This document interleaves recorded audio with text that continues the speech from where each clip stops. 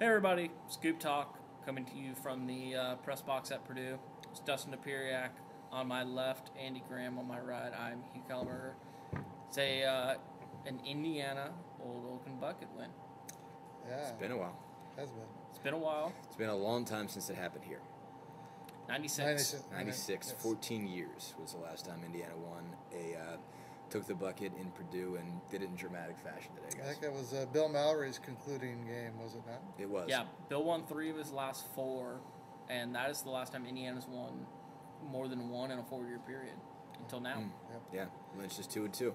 Yeah, as Yep. Lynch noted, the seniors put 2 eyes on the bucket, and not a lot of Indiana senior classes have been able to say that. Yeah, guys, let's kind of get to the heart of the matter. What does this mean for the future of the Indiana football program? You know, I don't think I know any more than I knew about what Cody Zeller was going to decide. What do you I think? really What do you don't know. think this should mean for the future of the Indiana football Well, program? obviously, I think that it may be enough ammunition on Lynch's side of the argument to continue as coach. I think. I mean, I don't know that. I don't know how Fred Glass thinks about these things. I mean, about whether one game is going to change his thinking or not, and even what he was thinking coming into this game. So it's just hard to call.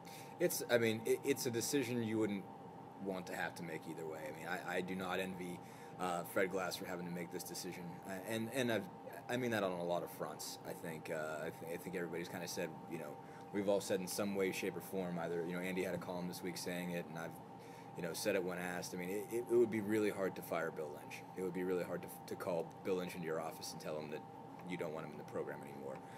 So I think that would be difficult in general. And I get the impression that Fred did not want to make that move. He obviously said last year when he came out in support of Lynch and said he was going to be the coach throughout the year that he was going to honor the contract through at least 5 years and expected to be giving him extensions and keeping him around for a long time. I think he was a little bit surprised how quickly he had to really consider whether or not he could do that. I think he was really not expecting this season to go as badly as it went. And I think, I don't know this. Maybe it's true, maybe it isn't. I kind of think he once was looking for some justification to keep Lynch, because I think that was why he didn't want to make a decision or saying anything that went one way or the other until the season ended. So, I mean, maybe this is enough. I don't know. I mean, maybe the way it went down, the drama, the excitement, I guess, that they came back to win this game, and it was kind of like everything that has gone wrong for this team. I don't want to say what went right today, but I mean, there were so many times where this team could have folded and has in the past and has for most of this year that kept coming back. I mean, maybe he looks at that as justification of progress. Yeah, I mean, I don't know if it's enough, but maybe he does. He was 0-27 when trailing in the fourth quarter. He's now 1-27. He had never won a game. He trailed by more than 8 points. They were down 14 14 today. They came back. Right. They had not won here since 1996. There are a lot of reasons right now to keep Bill Lynch, but the important thing and what you expect out of the athletic director is to make a rational, long-term, long-view decision. Right. And you can't make that in the 20 minutes after you beat your rival. As Fred said tonight when you called him. He just said, "I'm reveling." So he said, "We're reveling in this. We're enjoying this. We're taking this to revel." There's a lot of Indiana people. There's a lot of Indiana people in reveling mode right now. That was his first thing. I called him, and he said, "Today's just about reveling. It's about enjoying this for the coaches and the players. It's really huge to go out and get the bucket." And I said, "Well, do you have a timetable when you want to make a decision?" He just said, "I'm reveling." Well, Emotional decisions are often bad decisions. True. It was interesting today. I thought that there was a little what you were saying about that they hadn't come back in the fourth quarter before, and some of the stuff you alluded to in regard to the difficulties of this season. Today, I saw some winning football plays being made. Right. Jeff Thomas made a winning football play. That's what you do to win games. Right. I mean, Terrence Turner had a tough game, but then he made an over-the-shoulder catch for 38 yards to set up Indiana's final touchdown. Right. They actually, there were plays made, and there wasn't that sensibility that there's no way. And they're just going to blow it. Right. By the time Ewald set up for the game-winning field goal, you're thinking, he's going to make the field goal. Right. And he made the field goal. The only thing to be said, of course, is this is the worst team in the Big Ten that they played this year. Right. Yeah, They were playing another 4-7 football team. Right. Jeff Thomas intercepted the pass of a true freshman who started the year as the number 3 quarterback.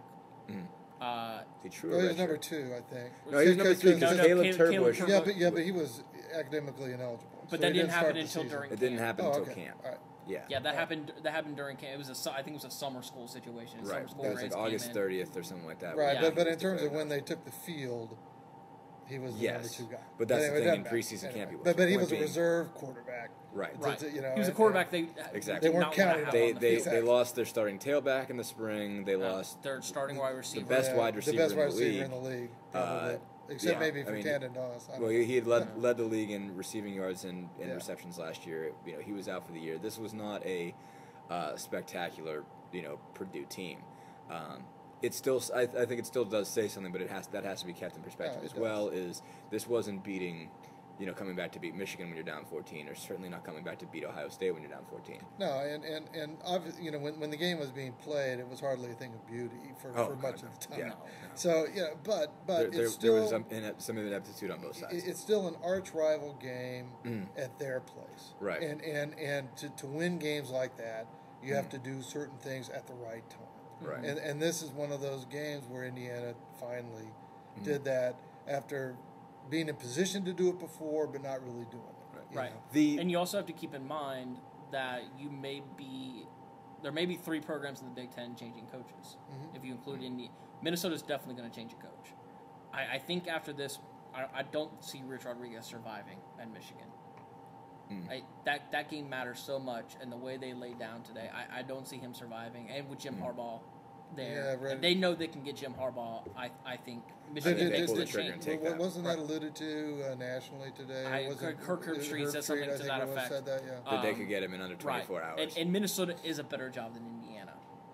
Yeah, it is. It historically has been, and they've got a brand new stadium. They have a lot of things going for them. They're in a metropolitan area. Yeah. They got the whole state to themselves. They have the whole state to themselves. Somebody can. It does get awfully cold out there, though. Well, yeah. Indiana's the Florida of the Big Ten compared to Minnesota being the dome of the Big Ten.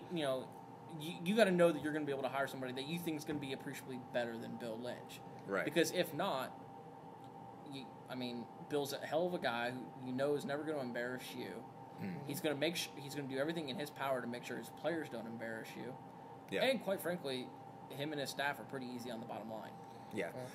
You pay twice that amount for the same role. And now there's a lot of continuity that can be made if you keep it.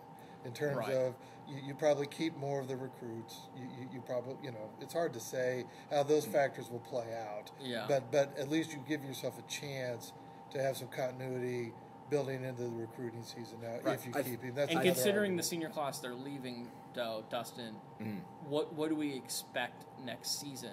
That's the tough part. You're going to have a new quarterback, and it's obviously Ben Chappell was so much of what this team was, whatever it was able to accomplish this year was because Chappell was played through injuries, played well, threw the ball exceptionally well, even when he was getting the crap beat out of him. He obviously faded towards the end of the year, but that was in large part just because he just kept getting so hit. banged up.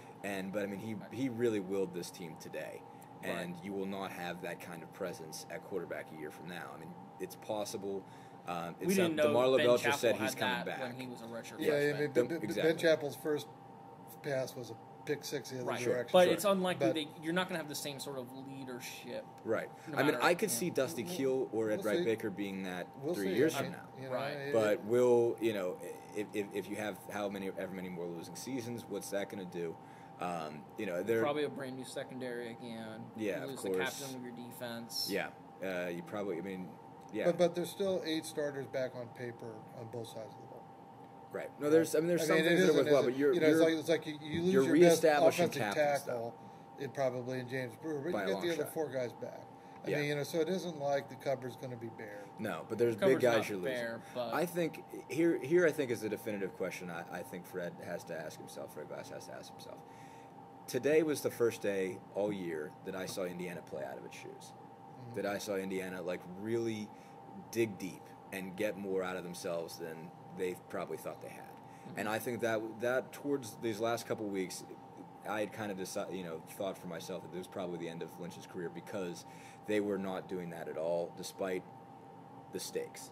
And especially after the Penn State game, basically people were talking like, we're out of a bowl game, but what are you going to do? And right at that point, it was like, okay, if he can't, if you're Indiana, you can't win if you're not playing out of your shoes in the Big Ten, because you're not that good. You have to play beyond yourself if you're going to be successful. And the question you have to ask is, can Lynch make his teams play beyond themselves? Right. And they did it today, but I don't know whether they can do it in the future. That's the question. We need to finish up. Right. Real quick, gun to your head, Andy. Is Bill Lynch the coach of Indiana football September of next season? I think probably now, yeah. I would say probably, and I don't know that I would have said that coming into today. And I wasn't sure a win would make that much difference today, but I think the nature of the win and what Dustin just said is right. Indiana has a very small margin of error in terms of what they can bring to a football field. If they play with that little extra, then maybe they could pull off some of those close wins that they've missed out on in the last 2 seasons. And we saw something like that today. Okay. As always, guys, thanks for watching. Be sure to follow The Scoop and HeraldTimesOnline.com as we follow the continuing story of what happens with Bill Lynch and the Indiana Hoosiers. Thanks for watching. I didn't mean to...